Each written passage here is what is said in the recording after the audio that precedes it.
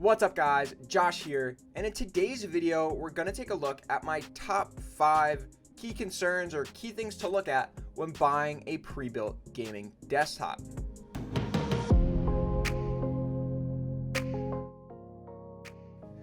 So let's just start things off by going through those top 5 different criteria, and the first one is of course going to be price. So that could be pricing of the same PC across different websites, whether it's Amazon or Best Buy or direct from the manufacturer like HP or NZXT.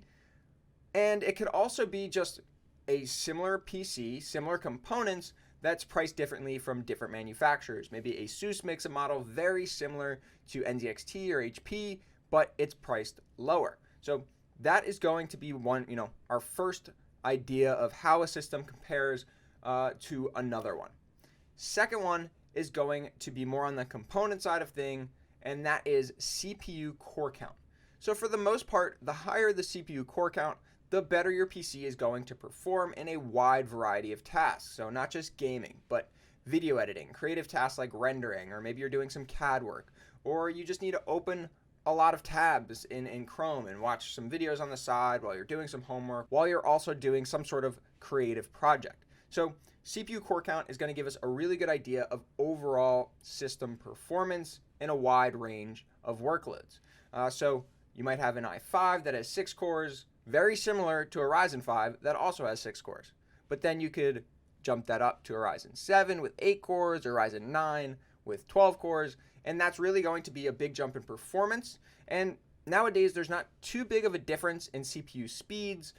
For the most part, you're going to get a great gaming experience whether you're on Ryzen or you're on Intel, but the core count is really going to be where the difference is had.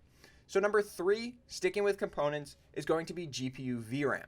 So of course, there's a lot more to a graphic card than just its video memory, but it gives you a good indication of how that graphics card might stack up to some of the other ones. So a 1650, for instance, has 4 gigs of VRAM, same as, let's say, an RX 580 4 gig model.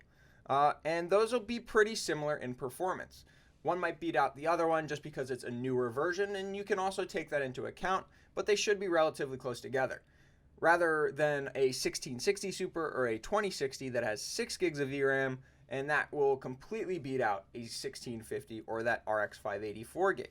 So VRAM will just give you a general idea of how that particular graphics card is going to perform. You don't have to worry about different names, an RX 6700 XT or a RTX 3070.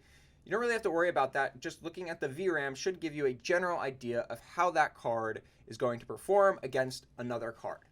And of course, it's not always going to work out that way. Let's say with an RX 6800 and an RTX 3080, the one has way more VRAM with the RX 6800, and the 3080 is going to outperform it, but for the most part, it should work out pretty well.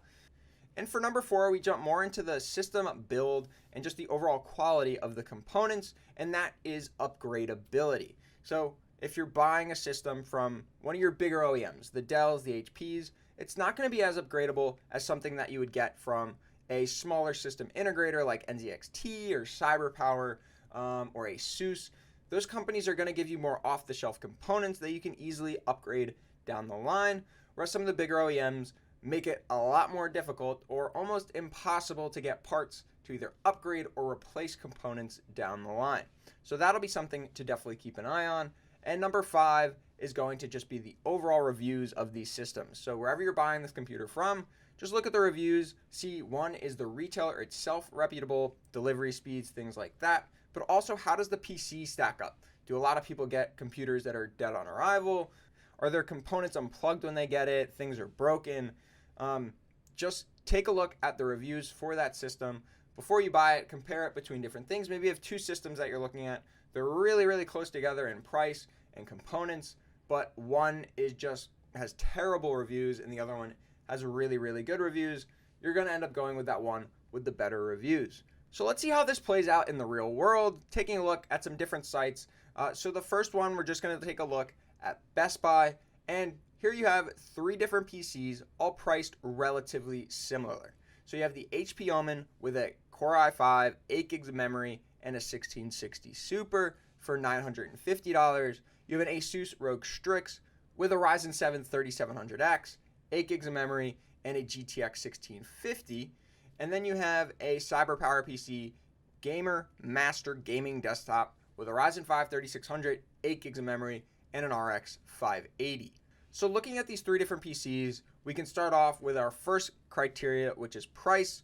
And the HP is definitely the cheapest of the three, but they're all relatively close together within $100. So they're all within around 10% of each other. So for the most part, price isn't going to be a super big player in the decision-making process of which PC to go with. So then let's take a look at our next criteria, which is going to be CPU core count. So now we have a Core i5, which is going to have 6 cores and 12 threads.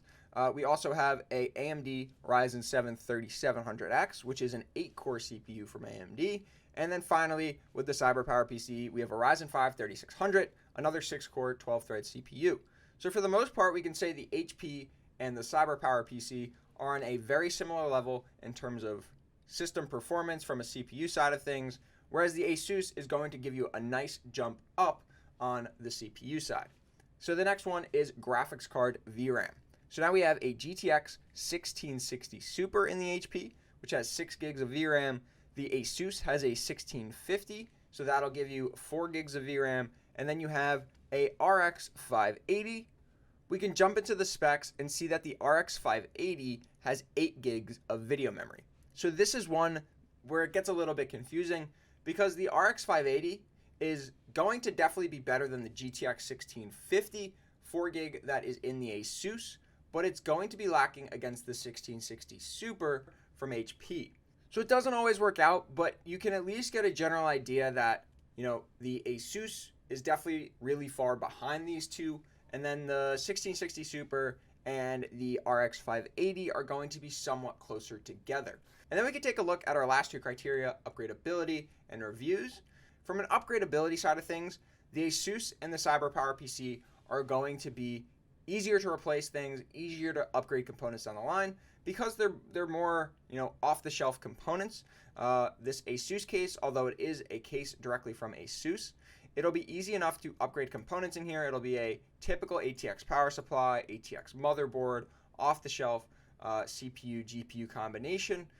Whereas the HP, on the other hand, is going to have a lot more proprietary components to it. It's most likely going to be a graphics card specifically made for HP. The power supply in this one does look to be full-size ATX, so you should be able to pretty much easily replace that. So from an HP Omen side of things, there's a decent amount of upgradability, but then when you jump into PCs like the Dell G5 or the HP Pavilion, although you can get these PCs for an awesome price for the components that you're able to get, they're not very upgradable. You're not going to be able to upgrade, let's say, a motherboard or a power supply in this build. It's kind of, once it's run its course, you can either recycle it or try to sell it for parts, but it's going to be very difficult to upgrade and very difficult to replace components down the line. You'll be able to upgrade a graphics card for sure, but other components are going to be more difficult. And then we go to reviews. So you can see the HP and the Asus only have a few reviews, so it's a little difficult to tell. The CyberPower has 13 reviews, but let's see exactly what some of the issues are with this PC. So overall, really good reviews, all 5-star. You have this one bad review that says it's not a good PC, but for the most part, you can see that overall, this is probably some kind of GPU issue based on the different things they're seeing on their screen there. That might just be a warranty issue. You send it in, they replace their graphics card for you, and then they send it back, and the PC is back up and running.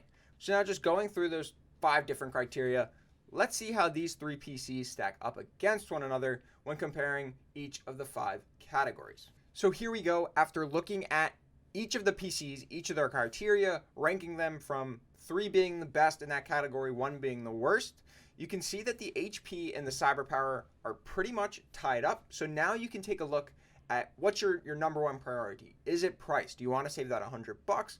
Then you would go with the HP. But you can obviously see that the Asus is lacking a bit in a bunch of these different categories, which makes it a little bit hard to recommend. But you can see these are the 3 PCs maybe I'm looking at, and this is how the different criteria play out. Even with giving the CyberPower a 3 for the graphics card, so top ranking it in the graphics card because of the 8 gigs of VRAM, it still keeps it tied with the HP. So even if we ended up swapping that graphics card where the HP is number 1 and the CyberPower PC is number 2, even though it goes against sort of our criteria in terms of VRAM, the HP would then definitely come out on top. And then if you throw on the price concerns and things like that, you could easily see that the HP Omen is probably your best bet in this particular scenario with these 3 PCs. So what do you guys think about that strategy? Kind of ranking different criteria of each one of the PCs that you're looking at to see which one comes out on top or which ones are very similar, but maybe one edges the other one out in the category that you're looking for. Definitely leave your thoughts in the comments below. If there's some particular pre-builts you're looking at and you want some input, definitely leave those down in the comments as well. If you enjoyed the video, give it a thumbs up. And if you haven't already, get subscribed to the channel, turn on post notifications so you can stay up to date on all my latest videos, and I will see you guys in the next one.